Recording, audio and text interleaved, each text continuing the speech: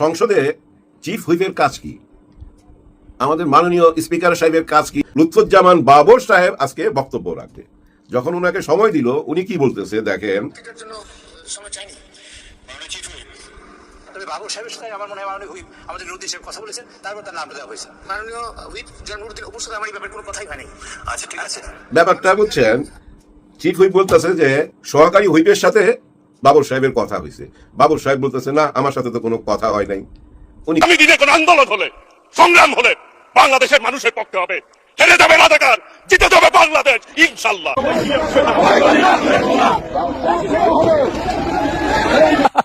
এটাই বাস্তব। I love you. Pakistani জঙ্গি সংগঠন টিটিপির সঙ্গে বাংলাদেশের বিভিন্ন পর্যায়ের সম্পৃক্ততা একের পর এক বেরিয়ে আসছে। প্রফেসর ইউনুস বলেছিলেন বাংলাদেশে কোনো জঙ্গি নেই, জঙ্গি নিয়ে শেখ হাসিনা শুধুমাত্র ইসলাম ভিত্তিক যারা রাজনীতি করে তাদেরকে দমন করার কৌশল হিসেবে কাজ করেছে, কাজে লাগে। আসসালামু আলাইকুম দর্শক, নতুন একটি নিউজে আপনাকে স্বাগতম। বাংলাদেশের বর্তমান রাজনৈতিক পরিবেশ ও পরিস্থিতি প্রেক্ষাপটে নতুন একটি নিউজ নিয়ে আমি আপনাদের সামনে উপস্থিত হয়েছি, যার শুরু অংশগুলো দেখে আপনি বুঝতে পেরেছেন আজকের ভিডিওটি কতটুকু গুরুত্বপূর্ণ ও তথ্যবহুল আলোচনা হতে চলেছে। আশা করব ভিডিওটি না টেনে শুরু থেকে শেষ পর্যন্ত দেখার, তাহলে অবশ্যই ভিডিওটির মূল রহস্য ও তথ্য জানতে পারবেন। দর্শক চলুন দেরি না করে ভিডিওটি দেখে আসি। তার আগে বলবো, এখনো যারা আমার এই চ্যানেলটি সাবস্ক্রাইব করেননি তারা সাবস্ক্রাইব করে পাশে থাকা বেল আইকনটি বাজিয়ে রাখবেন, আর যারা ইতিমধ্যে সাবস্ক্রাইব করেছেন তাদেরকে অসংখ্য অসংখ্য ধন্যবাদ। দর্শক ভিডিওটিতে একটি লাইক দিয়ে ভিডিওটির ধারাবাহিক বিস্তারিত আলোচনা দেখে আসি। সংসদে চিফ হুইপের কাজ কি? আমাদের মাননীয় স্পিকার সাহেবের কাজ কি? এটা তো আমরা বুঝছি, কিন্তু চিফ হুইপের কাজ কি? ওনারও কিন্তু বিরাট বড় দায়িত্ব। কারা কারা আজকে কথা বলবে নিজের দল থেকে বা বিরোধী দল থেকে, এটা চিফ হুইপ ঠিক করে, বা ওনার কাছে আবেদন করতে হয়, ওই অনুযায়ী উনি মাননীয় স্পিকারের কাছে লিস্ট পাঠায়। তেমনি লিস্ট চলে আসছে, ওই লিস্টের মধ্যে লেখা আছে লুৎফুজ্জামান বাবর সাহেব আজকে বক্তব্য রাখবে। যখন ওনাকে সময় দিল, উনি কি বলতেছে দেখেন। সময় চাইনি তবে বাবর সাহেবের সাথে আমার মনে হয় মাননীয় হুইপ আমাদের নুরুদ্দিন সাহেব কথা বলেছেন, তারপর তার নামটা দেওয়া হয়েছে। মাননীয় হুইপ নুরুদ্দিন অপুর সাথে আমার এই ব্যাপারে কোনো কথাই হয়নি। আচ্ছা ঠিক আছে, ব্যাপারটা বুঝছেন। চিফ হুইপ বলতেছে যে সহকারী হুইপের সাথে বাবর সাহেবের কথা হয়েছে। বাবর সাহেব বলতেছে না, আমার সাথে তো কোনো কথা হয় নাই। উনি কথা বলতে চাচ্ছে না। আবার এদিকে একটা খোঁচাও মারছে চিফ হুইপ, উনি বলছে আজকে তো আমাদের মাননীয় প্রধানমন্ত্রী সংসদে নাই, যার জন্য অনেকে কথা বলতে চায় না। আসলে হয় না যে নেতা থাকবে, নেতার সামনে বক্তব্য রাখবো, নেতা গরম বক্তব্যটা শুনবে। গতকালকে যেমন একজন খুব গরম বক্তব্য দিছে, হ্যাঁ, রাজাকার টাজাকার কইয়া ফাটায় ফেলাইছে। আগামী দিনে কোন আন্দোলন হলে, সংগ্রাম হলে বাংলাদেশের মানুষের পক্ষে হবে, হেরে যাবে রাজাকার, জিতে যাবে বাংলাদেশ ইনশাআল্লাহ।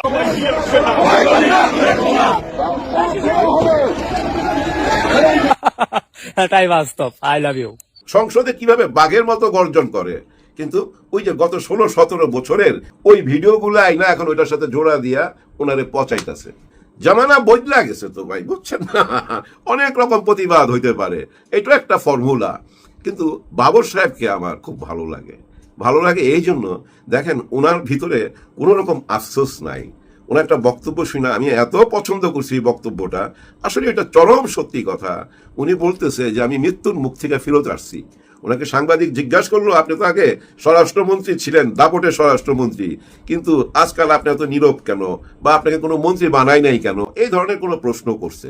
কিন্তু উনি সুন্দর জবাব দিছে যে আমি মৃত্যুর দুয়ার থেকে ফেরত আসছি, তো আমার আর চাওয়া পাওয়ার কিছু নাই। কথাটা তো চরম সত্যি না? যদি 5ই আগস্ট না আসতো তাহলে তো ওনার এতদিনে ফাঁসি হয়ে যাইত। মৃত্যুর দুয়ার থেকে ফেরত আসছি, আর কিছু জীবনে চাওয়ার নাই, যার জন্য একদম নীরব হয়ে গেছে। আর উনি তো বুঝছেন না দাদাদের বিরুদ্ধে, কঠিন বিরুদ্ধে, যার জন্য ইয়াং জেনারেশন কিন্তু ওনাকে অনেক পছন্দ করে। তবে আমি ব্যক্তিগতভাবে আমাদের আইনমন্ত্রীকে খুব পছন্দ করতাম। এখনো যে করি না তা না, করি, কিন্তু ওনার চোখ দুইটাকে পছন্দ করতাম।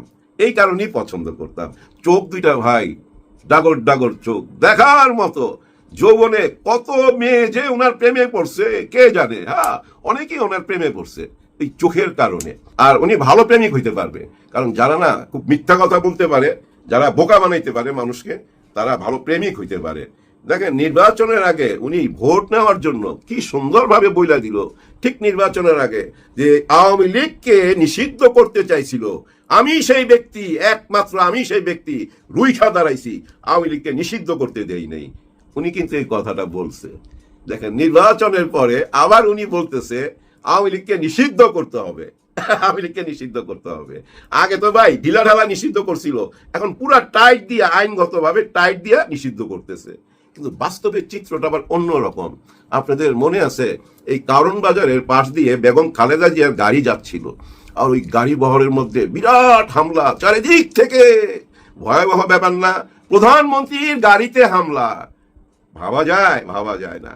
কিন্তু আজকে সেই আসামি জেল থেকে বাইর হইল, মুক্তি পাইল। আজকে দেখেন কত সুসংবাদ আমাদের দিচ্ছে বর্তমান সরকার। দেখুন খালেদা জিয়াকে হত্যার জন্যই তো এই আক্রমণটা করছে। হ্যাঁ, ইট পাথর লাঠি সোটা নিয়ে যখন আক্রমণ করবেন, তার মানে কি সামান্য টোকা লাগলেও তো মানুষ মারা যাইতে পারে। সেই আসামি খালাস হইল। একজন প্রধানমন্ত্রীকে মারতে চায়। কাদের প্রধানমন্ত্রী? বিএনপির প্রধানমন্ত্রী। সারা বাংলাদেশের সবারই প্রধানমন্ত্রী, কিন্তু বিএনপির প্রধানমন্ত্রী ওনাদের প্রধানমন্ত্রীকে মারতে চায়। আজকে ওনাদের আমলেই ওই আসামি জেল থেকে বাইর হয়ে গেল। ফটো কার্ডে দেখছি, ফটো কার্ড নিয়ে আবার চ্যালেঞ্জ করার কিছু নাই ভাই, ফটো কার্ড ভুয়া হয়। হ্যাঁ, এটা মাথায় রাখতে হবে, সিরিয়াসলি কেউ নিবেন না। হ্যাঁ, যাচাই বাছাই করতে হবে, ক্রস চেক করতে হবে ঘটনা সত্য না মিথ্যা। হ্যাঁ, আজকে সংসদে দেখেন কানা কানা মনে হইতেছে সংসদ, কারণ সালাউদ্দিন সাহেব নাই, আমাদের মাননীয় প্রধানমন্ত্রী নাই। কেন জানি একটু কানা কানা মনে হয়, খালি খালি মনে হয়। হিরো না থাকলে যেটা হয় আর কি, দুই হিরো তো নাই। ওনারা কোথায় গেছে? ওনারা না, আমাদের মাননীয় প্রধানমন্ত্রী আবার যশোরে চলে গেছে। ওইখানে আবার আজকে নতুন একটা কার্ড উদ্বোধন করলো, এলপিজি কার্ড। এটা মা বোনদের জন্য রান্নাঘরের কাজে লাগবে, গ্যাসের জন্য কাজে লাগবে। এর আগে তো ফ্যামিলি কার্ড দিছে, কৃষক কার্ড দিছে, আর অনেকগুলো কার্ড দিছে। এগুলো আমার দৃষ্টিতে, মানে আমি যেটা বুঝি, এগুলো হচ্ছে জানেন ভোট ব্যাংক আছে না, ওই ভোট ব্যাংক ঠিক করা। আজকে যেটা করছে ধরে নেন ভোট ব্যাংকের আরেকটা শাখা উদ্বোধন করলো, অনেকগুলা শাখা। ওই যে ফ্যামিলি কার্ড ওইটা একটা শাখা, কৃষক কার্ড ওইটা একটা শাখা, আবার শুনছি প্রবাসী কার্ড হবে সেটা একটা শাখা। এই যে আজকে যেটা করলো এলপিজি কার্ড, এটা একটা কিন্তু ভোট ব্যাংকের শাখা। এই শাখাগুলো ওপেন হচ্ছে।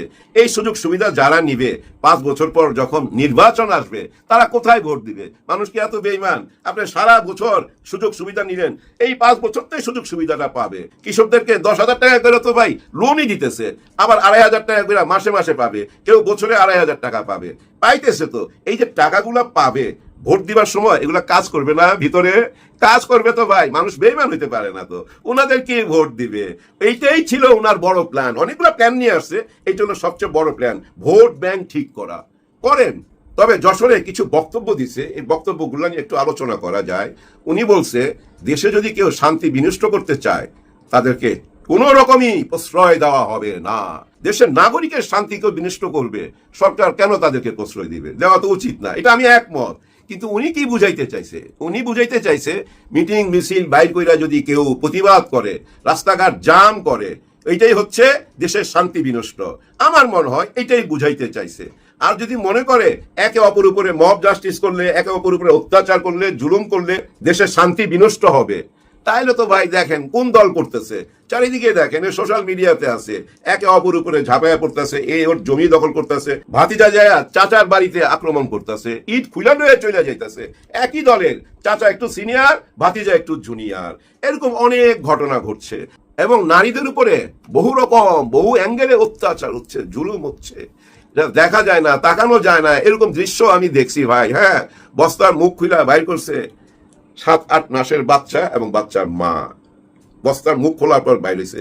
তাও কেমনে বাইরেছে জানেন? ওইটা একটা কুকুর টানাটানি করতেছিল, তারপর লোকজন দেখছে, মাটি চাপা দিয়ে রাখছিল আর কি বস্তাটা, একটা কোনা বাইরে আসছিল, ওইটা কুকুর টানাটানি করতেছিল, তারপর সবাই সামনে আসে ঘটনা।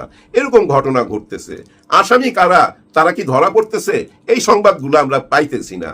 কিন্তু আমাদের মাননীয় স্বরাষ্ট্রমন্ত্রী আজকে কঠিন একটা বক্তব্য দিছে। উনি আজকে বলছে 30 তারিখ পর্যন্ত, তারপরে অপারেশন চালাবে। কিসের অপারেশন? মাদকের বিরুদ্ধে যুদ্ধ ঘোষণা করবে, মাদকের বিরুদ্ধে যুদ্ধ ঘোষণা করবে 30 তারিখের পরে। আমার কথা ভাই, আগাম কেন বললেন যে 30 তারিখের পরে এটা আমরা চালামু? এখন তো সবাই মাল সরায় ফেলবে, তাই না? আগাম বলতে যাবেন কেন? যাই হোক, অপারেশন কারণ বাজার কেন বললাম, এটা একটু ব্যাখ্যা দিয়া ভিডিওটা শেষ করব। আমাদের এফডিসি যেখানে সিনেমা বানাই আমরা, এফডিসির যে দেওয়ালটা আছে, এই দেওয়ালের এই পাশে এফডিসি, এই পাশে কারণ বাজার, দেওয়ালের এই পাশেই কারণ বাজারের রেল লাইনটা, একদম রেল লাইনটা না পুরো এফডিসি ঘেঁষা গেছে। আমি যখন 600 টাকা বেতনে এফডিসিতে প্রথম সহকারী পরিচালক হিসাবে কাজ নেই, তখন মহাখালী রেলগেট থেকে হাঁটতে হাঁটতে এই কারণ বাজার রেলগেট দিয়া এফডিসিতে ঢুকতাম, বুঝছেন। আবার 7 রাস্তার মোড়ের কাছ দিয়ে একটা রাস্তা আছে কিন্তু এফডিসি যাওয়ার, ওইখান দিয়েও চলে যাইতাম। কেন এই কথাটা বলতেছি, এই যে 7 রাস্তার মোড়ে যাওয়ার জন্য যে রেলগেটটা, এই রেলগেট থেকে এই যে সোনারগাঁও হোটেলে আসার একটু আগে যে রেলগেটটা, এই রেলগেট পর্যন্ত যদি আপনি হাইটা আসেন, হ্যাঁ, ওই রেলগেট থেকে এই রেলগেট মানে এই এফডিসির পাশ দিয়ে যদি আপনি হাইটা আসেন, আপনি বুঝতে পারবেন দুনিয়াটা কি। ওপেন, সব ওপেন চলতেছে এখানে। মাদক দ্রব্য, যত রকম মাদক চান না কেন আপনি, ইয়াবা খাবেন, শুকনা খাইবেন, ওই যে বোতল কি জানি বলে ফেন্সিডিল, হ্যাঁ, কাশির ওষুধ, সেটা যদি চান বা অন্য কিছু যদি চান, যা চাইবেন ওইখানে পাবেন। সবাই বিক্রি করতেছে, ওপেন বিক্রি করতেছে, এখনো যা পাবেন আপনি। কিন্তু যাইবার সময় সাবধান, কোনো ভিডিও টিডিও করেন না, তাইলে কিন্তু ওরা দেখতে পাইলে কিন্তু আপনারা ভাই ছাড়বে না। ওরা বিরাট গ্যাং, কিন্তু বিরাট মাফিয়া গ্যাং, চিন্তাই করতে পারবেন না তাদের ক্ষমতা কোন পর্যন্ত। ওইখানে কিন্তু মহিলা লিডারও আছে, হ্যাঁ, মহিলারাও কিন্তু মাদকের সাথে জড়িত। ওরাই হলো মেইন, ওরাই কিন্তু উপর মহলের হাত রাখে, উপর মহলের হাত ওদের সঙ্গে থাকে। খুব ভয়াবহ একটা জায়গা। এই জায়গাটা যেদিন পরিষ্কার করতে পারবেন, সেদিন বুঝুম, হ্যাঁ, দেশে মাদকের বিরুদ্ধে যুদ্ধ ঘোষণা করছে। বহু সরকার আইলো গেল, আমি দেখলাম, দেখে আইতেছি তো ভাই, এই জায়গাটা আজ পর্যন্ত কেউ পরিষ্কার করতে পারে নাই। অসম্ভব ব্যাপার। অসম্ভবকে সম্ভব করাই তো সালাউদ্দিন আহমেদ সাহেবের কাজ। হ্যাঁ, উনি অসম্ভবকে সম্ভব করতে পারে। অনেক দায়িত্ব একাই তো পালন করতেছে, উনি নিজেই পালন করতেছে। উনার মতো নেতা বিএনপিতে খুব কমই আছে ভাই। উনি যখন ঘোষণা দিছে, যার জন্য আমি ওই কারণ বাজারের কথা বললাম। আরো একটা জায়গার কথা বলি, আরেকটা জায়গা চিনাই দেই উনাকে। সেটা কোথায় জানেন? জয়দেবপুর চৌরাস্তা। হ্যাঁ, জয়দেবপুর চৌরাস্তা। ওইখানে কিন্তু 3 বেলায়, ওইখানে 3 বেলায় হাইজ্যাকিং হয়। 3 বেলায় মানে সকালের শিফট একটা, দুপুরের শিফট একটা, রাত্রের শিফট একটা, 3 শিফটে ওইখানে হাইজ্যাক করা হয়। ওইখানে না হইলো ভাই 1.5 থেকে 200 মাফিয়া আছে, গ্যাং আছে, পকেটমার, হাইজাকার, খুন খারাপি কইরা বেড়ায়। ওরা একসঙ্গে দলবদ্ধ হইয়া থাকে। একজনের কোনো প্রবলেম হইলে আরেকজন ঝাঁপায়া পড়ে। ওইখানেও যাবেন আপনারা, যদি নিজের টাকা পয়সা দিয়ে দিতে চান, ওইখানে একটু দাঁড়ায় থাকেন, দেখবেন আইসা কিভাবে নিয়ে যায়। কিন্তু সাবধান, কোনো ভিডিও টিডিও করতে যায়েন না। ভিডিও করলে ওরা মাইরা ফেলতে পারে আপনাকে। হ্যাঁ ভাই, ভয়াবহ ব্যাপার। জান দিবেন নাকি? জান কেন দিবেন? মাল নিয়ে যাক, কোনো অসুবিধা নাই, জান দিবেন না। এইসব জায়গাগুলো যেদিন ঠিক হবে, এই কারণ বাজার যেদিন ঠিক হবে, ধৈরা নু সারা বাংলাদেশই ঠিক হয়ে যাবে। হ্যাঁ, সারা বাংলাদেশ ঠিক হইতে বাধ্য যদি এইগুলা ঠিক হয়। দেখেন ভাই ব্রাদার, বর্তমান সরকার এসে একটা ভালো কাজে হাত দিল, আমরা সবাই বাহবা দিলাম। যদি আমি দেই নাই, না দেওয়ার পিছনে কারণ আছে। সে কাজটা কি? এই যে রাস্তাঘাট থেকে হকারদেরকে সরানো, সারা দেশেই অভিযান চালানো হইল ভয়াবহ ভাবে।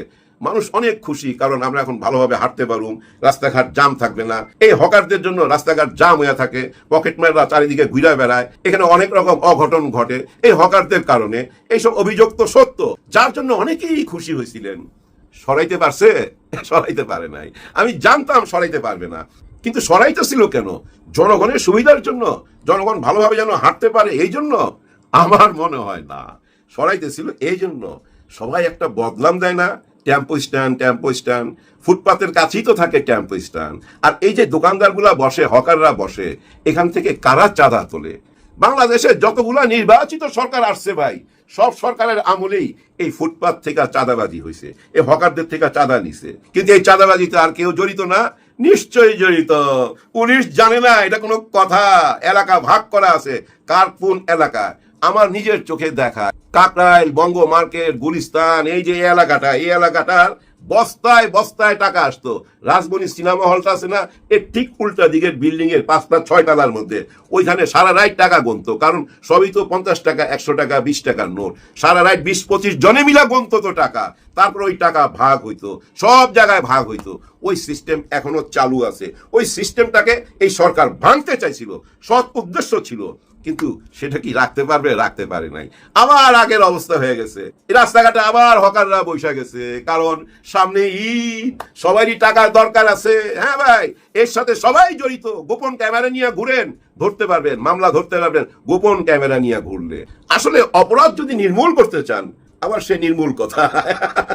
মির্জা ফখরুল সাহেব বইলা তো ভাই ফাইসাই গেছে, ওনাকে অনেকেই ট্রল করতেছে। আসলে ভাই হয়েছে কি জানেন, বয়স হয়েছে তো, উনি নিজেই কিন্তু বিশ্রামে যাইতে চাইতেছে, ওনাকে বিশ্রামে দিয়ে দেওয়া উচিত। ওই নির্মূল কথাটা বললে আজকে এই বয়সে উনি বেজ্জতি হইতেছে, ওনার নাতি নাতনি আছে, ছেলে মেয়ে আছে, মেয়ের জামাই আছে আবার একটা, তাদের কাছে ছোট হয়ে যাইতেছে না, যার জন্য ওনাকে বিশ্রামী দিয়ে দেওয়া উচিত। যাই হোক, যেটা বলতেছিলাম, নির্মূল করতে চায়, যদি এই চাঁদাবাজি এসব নির্মূল করতে চান তাহলে ভাই সৎ উদ্দেশ্য লাগবে, গবেষণা করতে হবে চাঁদাবাজিটা হচ্ছে কেন, কারা চাঁদা নিচ্ছে, গবেষণা করতে হবে। কারণ এখানে পাপি পেট জড়িত। তো বাংলাদেশে রাজনীতি করে, শুধু রাজনীতি করে পেট চালায় লক্ষ লক্ষ মানুষ, তাদের অন্য কোনো কাজ নাই, অন্য কোনো কাজ তারা করবে না, পাইলেও করবে না। কারণ কি জানেন, তারা একটা সিস্টেমের মধ্যে চলে গেছে, ওইখান থেকে ভাগ চলে আসে। এই যে চাঁদাবাজি হয়, চাঁদাবাজি তো করায় ভাড়ায় লোক খাটাইতো, অরিজিনালরা তো আমোদ ফুর্তিতে ব্যস্ত, খালি টেলিফোনে খবর নয়, এই কত পাইলি, কত কামাইলি। আর বিদায়ের আগে শুধু বলবো এনসিপি কে, আপনারা দিনে দিনে বড় হচ্ছেন। হ্যাঁ, আগের মতো শিশু নাই, কিন্তু অনেকে আপনাদের দলে আসতেছে, আপনারা এখন দিনে দিনে বড় হচ্ছেন। এ বড় হয়ে আবার ভুইলা যায়েন না, অতীতকে ভুইলা যায়েন না। এখন যে 11 দল একসাথে আছেন না, এই একসাথেই পথ চলেন, যার যার রাজনীতি শেষে করেন, কিন্তু যতক্ষণ পর্যন্ত জুলাইয়ের গণভোটের অধিকার ফেরত না পাবো, যতক্ষণ পর্যন্ত জুলাই বিপ্লবের স্বীকৃতি না পাবো, ততক্ষণ পর্যন্ত এই দল ভাঙেন না, 11 দল একসাথে থাকেন। এইভাবে এই যে ঝাড়ু ধরে না ভাই, ঝাড়ুর মুঠাটা, এটা দিয়ে কি করি আমরা ঘর সাফ করি, ঝাড়ু দিয়া ঘর সাফ করি, ময়লা সাফ তো করি ঝাড়ু দিয়া, কিন্তু এই যে মুঠাটা, এই মুঠাটা খুইলা দিয়া ছিটাইয়া দেন, শলাগুলা ছিটাইয়া দেন, দেখবেন ওই ঝাড়ুটাই এখন ময়লা হয়ে গেছে, এখন অন্য ঝাড়ু দিয়া ওইটা সাফ করতে হবে।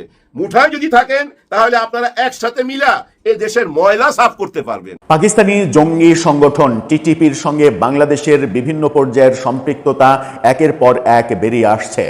প্রফেসর ইউনূস বলেছিলেন বাংলাদেশে কোনো জঙ্গি নেই, জঙ্গি নিয়ে শেখ হাসিনা শুধুমাত্র ইসলাম ভিত্তিক যারা রাজনীতি করে তাদেরকে দমন করার কৌশল হিসেবে কাজ করেছে, কাজে লাগিয়েছে।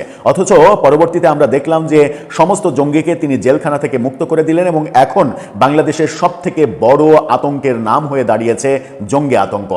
কখনো বিমান বাহিনীর নাম জড়িয়ে যাচ্ছে, কখনো এই জঙ্গি গোষ্ঠী বিমান বাহিনীর সুনাম নষ্ট করতে চাইছে, কখনো সেনাবাহিনীর সুনাম নষ্ট করতে চাইছে, কখনো মার্শাল আর্ট প্রশিক্ষণের নামে ঢাকা, খুলনা, যশোর সহ বিভিন্ন জায়গায় জঙ্গি প্রশিক্ষণ এবং টিটিপির হয়ে সদস্য সংগ্রহ কার্যক্রম চালাচ্ছে।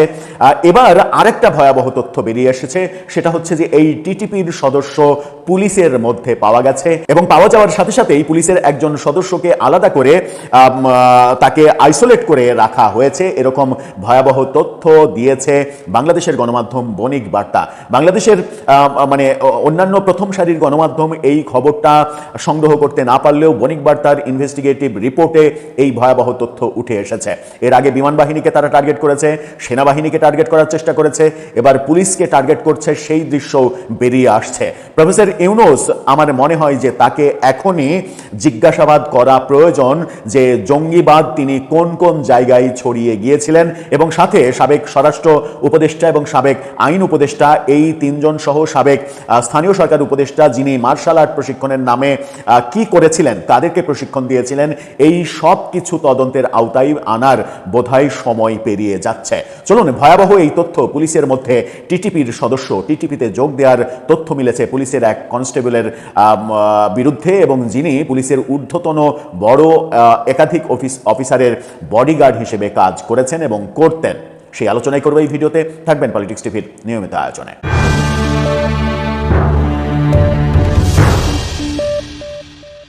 দর্শক, বলছিলাম টিটিপি, তেহরিক এই তালেবান, এই জঙ্গি গোষ্ঠীর সদস্য এবার পুলিশ বাহিনীতে পাওয়া গেছে, এই ভয়াবহ তথ্য দিচ্ছে বণিক বার্তা। তাদের এই শিরোনামটা দেখে নিন, সেখানে বলা হচ্ছে তেহরিক তালেবান সম্পৃক্ততায় আইসোলেট এক পুলিশ সদস্য, একজনকে আইসোলেট করে ঢাকা থেকে বরিশালে পাঠিয়ে আলাদা করে রাখা হয়েছে।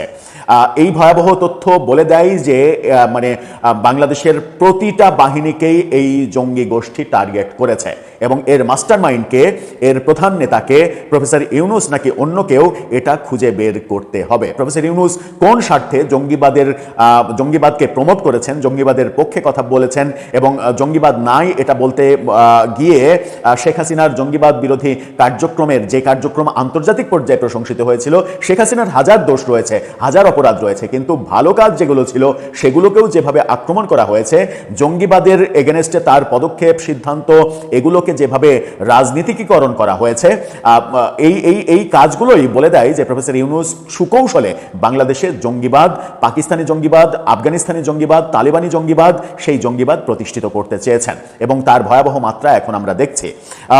তারা বলছে যে এই অভিযোগে শাকিল হাসান নামের এক পুলিশ কনস্টেবলকে বাহিনীর পক্ষ থেকে আইসোলেট করে রাখা হয়েছে। অভিযুক্তের সেলফোন ফরেন্সিক পরীক্ষার মাধ্যমে আর কোনো পুলিশ সদস্য বা অন্য কেউ এই সশস্ত্র চরমপন্থী সংগঠনের সঙ্গে জড়িয়েছেন কিনা তা খুঁজে দেখা হচ্ছে। জানা গেছে দীর্ঘদিন যেসব কর্মকর্তার সঙ্গে তিনি দায়িত্ব পালন করেছেন তাদের বিষয়েও খোঁজ খবর নিচ্ছে পুলিশ। অভিযুক্ত কনস্টেবল সর্বশেষ পুলিশ সদর দপ্তরের অতিরিক্ত ডিআইজি কল্যাণ ট্রাস্ট শাখা আহমেদ মুইদের দেহরক্ষী হিসেবে দায়িত্ব পালন করেছেন। অভিযুক্ত শাকিল সে সময় দায়িত্ব পালনের অংশ হিসেবে রাষ্ট্রীয় বিভিন্ন গুরুত্বপূর্ণ আয়োজনে উপস্থিত থাকতেন। দেশের বিভিন্ন গুরুত্বপূর্ণ স্থাপনায় হামলার আশঙ্কার মধ্যে পুলিশ সদস্যের টিটিপির সম্পৃক্ততার অভিযোগকে বড় ধরনের নিরাপত্তা ঝুঁকির ইঙ্গিত বলে মনে করছেন অপরাধ বিশ্লেষকরা।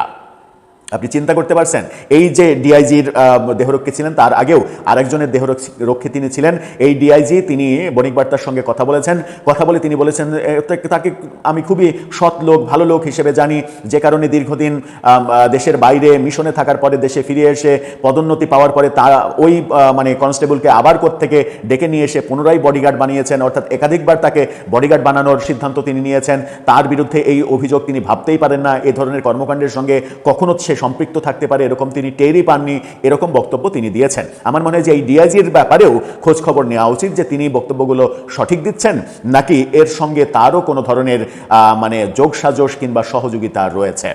পুলিশ সদর দপ্তর বলছে অভিযুক্ত কনস্টেবল শাকিল হাসানের বাড়ি নেত্রকোনায়। তার বিরুদ্ধে টিটিপি সম্পৃক্ততার বিষয়টি একটি গোয়েন্দা সংস্থার মাধ্যমে পুলিশ সদর দপ্তরের নজরে আসে। পরে কনস্টেবল শাকিল হাসানকে 2 দফা অভ্যন্তরীণ জিজ্ঞাসাবাদ শেষে বরিশালে বদলি করে আইসোলেট করা হয়েছে। অভিযুক্তের ব্যক্তিগত ও ডিজিটাল যোগাযোগ, বিদেশি সংযোগ এবং আর্থিক লেনদেনের বিষয়েও খোঁজ খবর নেওয়া হচ্ছে। বিশেষ করে শাকিল হাসানের কিছু অনলাইন যোগাযোগ মাধ্যম এবং সীমান্তবর্তী নেটওয়ার্ক ব্যবহার করে টিটিপির সঙ্গে যোগাযোগ রক্ষার বিষয়টি বিশেষভাবে খতিয়ে দেখা হচ্ছে। এছাড়া তার ব্যবহৃত সেল ফোনে থাকা তথ্য বিশ্লেষণ করে বাহিনী কিংবা বাইরের কেউ জড়িত আছে কিনা তা শনাক্তের চেষ্টা করা হচ্ছে বলেও জানা গেছে। কয়েকজন পুলিশ কর্মকর্তার সঙ্গে কথা বলে জানা গেছে এর মাধ্যমে অভিযুক্তর কোনো ধরনের নাশকতার পরিকল্পনা ছিল কিনা সেটাও জানা যাবে। সর্বশেষ শাকিল দেহরক্ষী হিসেবে দায়িত্ব পালন করেছে পুলিশ সদর দপ্তরের অতিরিক্ত ডিআইজি আহমেদ মুইদের। এর আগে 2014-15 সালেও এই মুইদের দেহরক্ষী হিসেবে সে কাজ করেছে। কনস্টেবল শাকিলের টিটিপির সম্পৃক্ততার অভিযোগের বিষয়টি নিয়ে কথা হয় মুইদের সঙ্গে। তিনি কি বলেছেন সেটা তো একটু আগে বললাম। অপরাধ বিশ্লেষকরা বলছেন এই ঘটনার গুরুত্ব কেবল অভ্যন্তরীণ শৃঙ্খলার মধ্যে সীমাবদ্ধ নয়, বরং এটি জাতীয় নিরাপত্তার একটা বড় ইস্যু। অনেক বড় প্রতিবেদন, অনেক কিছু তুলে ধরা হয়েছে। সংক্ষেপে আপনারা বুঝতে পারলেন যে কি হয়েছে। এই পুলিশ কনস্টেবল কোথায় কোথায় কাজ করেছে, কাদের সঙ্গে ওঠা বসা করেছে, কাদের সঙ্গে যোগাযোগ করেছে, ফোনে কিংবা অনলাইনে কাদের সঙ্গে যোগাযোগ করেছে, বিস্তর তথ্য ঘাটাঘাটি করছে এখন গোয়েন্দা অধিদপ্তর। এই যদি হয় অবস্থা তাহলে বুঝতে হবে, আমরা আজকেই আরেকটা ভিডিওতে আপনাদেরকে জানিয়েছিলাম যে ঢাকার মোহাম্মদপুরের বসিলাতে মার্শাল আর্ট ট্রেনিং এর ছদ্মবেশে একটি প্রতিষ্ঠান তৈরি হয়েছে, যে প্রতিষ্ঠানটার কাজ হচ্ছে এই টিটিপির সদস্য সংগ্রহ করা, জঙ্গি মানে করা, রিক্রুট করা, জঙ্গি প্রশিক্ষণ দেয়া, এবং তারা খুলনা, যশোর সহ বিভিন্ন জায়গায়, দেশের বিভিন্ন জায়গায় তাদের ব্রাঞ্চ খুলেছে। ওপেন স্টেডিয়ামে মার্শাল আর্ট প্রশিক্ষণের মাধ্যমে তারা দৃশ্যত মার্শাল আর্ট প্রশিক্ষণ দেয়, কিন্তু পেছনে তাদের এই জঙ্গি কার্যক্রম, যেটা ফাঁস করে দিয়েছেন আল জাজিরা সাংবাদিক জুলকার নায়ের শায়ের। এর আগে আমরা দেখেছি বিমান বাহিনীর 26 জনকে গ্রেপ্তার করা হয়েছে। এর আগে আমরা দেখেছি যে সেনাবাহিনীর অবসরপ্রাপ্ত একাধিক মানে ব্যক্তির নাম এসেছে যাদেরকে জড়ানোর চেষ্টা করা হয়েছে। তার মানে একটা পরিকল্পিত ছক আঁকা হয়েছে যে বাংলাদেশের নিরাপত্তা ব্যবস্থা, স্বাধীনতা, সার্বভৌমত্ব যাদের উপরে নির্ভরশীল, যারা এদেশের গর্বিত সন্তান কিংবা গর্বিত বাহিনী, তাদেরকে টার্গেট করা, তাদেরকে বিতর্কিত করা এবং তাদেরকে এই মিশনে যুক্ত করার যে প্রয়াস, এই প্রয়াসটা কোনোভাবেই একক কিংবা মাত্র কয়েকজন ব্যক্তির প্রয়াস হতে পারে না। এটার পেছনে রাষ্ট্রীয় পৃষ্ঠপোষকতা অবশ্যই রয়েছে, আর সেই পৃষ্ঠপোষকতা দিয়ে গেছে প্রফেসর ইউনূসের অন্তর্বর্তী সরকার 1.5 বছরে। এটা একেবারে প্রতিষ্ঠিত সত্য। প্রফেসর ইউনূসের আমলে প্রফেসর ইউনূস থেকে শুরু করে তার উপদেষ্টা পরিষদ, তার মানে রাজনৈতিক সঙ্গীরা, তার আমলারা, তার মানে নিয়োজিত পুলিশরা জঙ্গিবাদ বিষয়ে যে ভাষায় কথা বলেছেন, শুধুমাত্র ওই ভাষাই প্রমাণ করে যে এদেশে জঙ্গিবাদ প্রতিষ্ঠিত করার একটা নীল নকশা তারা করছে। প্রতিফলন দেখা যাচ্ছে বিএনপি আসার 2.5 মাসের মধ্যে সব তথ্য ফাঁস হয়ে যাচ্ছে। যে তথ্যগুলো আমরা প্রফেসর ইউনূসের 1.5 বছরে পাইনি, তখন গণমাধ্যমের টুটি চেপে ধরে রাখা হয়েছিল যেন গণমাধ্যম একটি তথ্যও বের করতে না পারে। দর্শক, এরপরে প্রশ্ন, এরপরে কি হবে? এরপরে সরকারের ভূমিকা কি হবে? সরকার কাদের জিজ্ঞাসাবাদ করবে? আজকে প্রফেসর ইউনূসের এসএসএফ নিরাপত্তা 6 মাস কমিয়ে দিয়েছে সরকার। এটা একটা মানে খুবই ভালো সিদ্ধান্ত। 6 মাস না, পুরোটাই ক্যান্সেল করা উচিত ছিল এবং তাকে জিজ্ঞাসাবাদ করা উচিত আমেরিকার সঙ্গে গোলামির চুক্তি সহ বাংলাদেশে এই জঙ্গিবাদের উত্থান এবং বিভিন্ন স্থাপনায় হামলার নীল নকশার পেছনে কারা আছে, তাদের সম্পর্কে তিনি কি জানেন।